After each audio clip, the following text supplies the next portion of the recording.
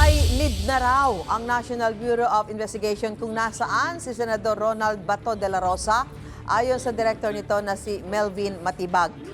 In the meantime, we will suspend yung announcement kung asan talaga siya. There is a valid warrant of arrest. He is now considered fugitive from justice. The question is, nasaan si Bato? Di ba? Huli na, naging Bato pa.